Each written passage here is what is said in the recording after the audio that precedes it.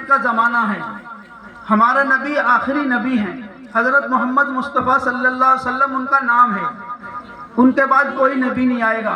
اللہ پاک نے قرآن میں بھی اعلان کیا ہم ان کے بعد کوئی نبی نہیں بھیجیں گے، اور ہمارے نبی نے بھی اعلان کیا صحابہ کے سامنے، میں آخری نبی ہوں، میرے بعد کوئی نبی نہیں آئے گا. نبیوں کا دروازہ بند اللہ نے کر دیا.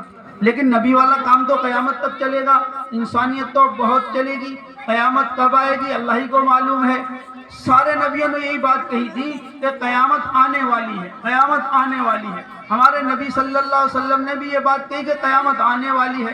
صحابہ بھی یہی کہہ رہے، تابعین بھی یہی کہہ رہے، تبع تابعین بھی یہی کہہ رہے، بزرگان دین بھی یہ کہہ رہے، اور ہم بھی یہی کہہ رہے کہ قیامت آنے والی ہے، بہت قریب ہے. کیونکہ قیامت کی نشانی ہمارے نبی صلی اللہ علیہ وسلم نے بتائی تھی کہ ایسی ایسی نشانی جو بتائی وہ پوری ہونے جا رہی ہیں. ایک لسٹ ایک طرف سے چلتے چلتے بہت ساری بڑی بڑی نشانیاں پوری ہو گئی ہیں اور پوری ہوتی چلی جا رہی ہیں کہ ایسا فتنے کا دور آئے گا، ایسا فتنے کا زمانہ آئے گا، لوگ جو ہے نبوت کا دعویٰ کر دیں گے.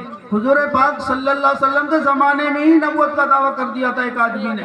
اس کے بعد حضور پاک صلی اللہ علیہ وسلم کو دنیا سے جاتے ہی اس کا ایک دوسرے نے اعلان کر دیا، نبوت کا اعلان کرتے چلے آئے. اس کے ابھی 150-200 سال پہلے قادیانی نے کر دیا تھا ایک اعلان کہ میں بھی نبی، مجھ پر وحی آتی ہے. اب اس دور میں، اس وقت ہمارے دور میں بھی شکیل بن حنیف کے نام کا ایک آدمی بہار کا ہے، اس نے نبوت کا دعویٰ کیا ہوا ہے. کبھی کہتا ہے میں عیسیٰ ہوں، کبھی کہتا ہے میں پیغمبر ہوں، کبھی کہتا ہے میں نبی ہوں، کبھی کہتا ہے مجھ پر وحی آتی ہے. اور یہ ایسا فتنہ، ایک گوھر شاہی کا ایک فتنہ چل رہا ہے، وہ انٹرنیٹ پہ چلتا ہے. موبائل دیکھنے والے سب دیکھتے ہیں، اور کوئی کسی کا محبوب بنا لیتا ہے، کوئی کسی سے محبت کرنے لگتا ہے. کوئی کہتے ہیں کہ میں تو فلاں کو فالو کرتا ہوں، یعنی فلاں کی اتباع کرتا ہوں.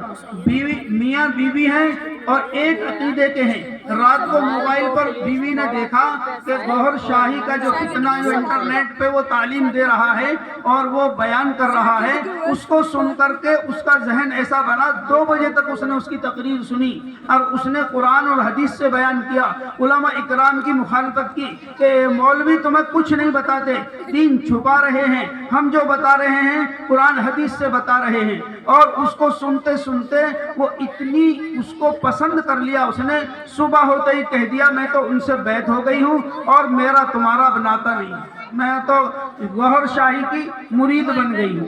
کوئی کہتا ہے کہ میں شکیلی بن گئی ہوں. شکیلی فتنہ شکیل بن حنیف کے نام سے کہ میں تو اب میاں بیوی میں جھگڑا چل رہا. کس وجہ سے؟ کہ موبائل پہ تقریریں سن رہے ہیں. موبائل پہ جو انجینئر کے نام سے ہے وہ محمد علی مرزا انجینئر جو ہے، اس کے بڑے بیانات آ رہے ہیں. کبھی وہ جماعت والوں کی تعریف کرتا ہے کہ دنیا میں ایک جماعت ایسی ہے جو اپنا جان مال لے کر کے گھر گھر در در پھرتی ہے، وہ میں اسے بہت اچھا سمجھتا ہوں، بہت پسند کرتا ہوں، دین کی بڑی محنت کرتی ہے.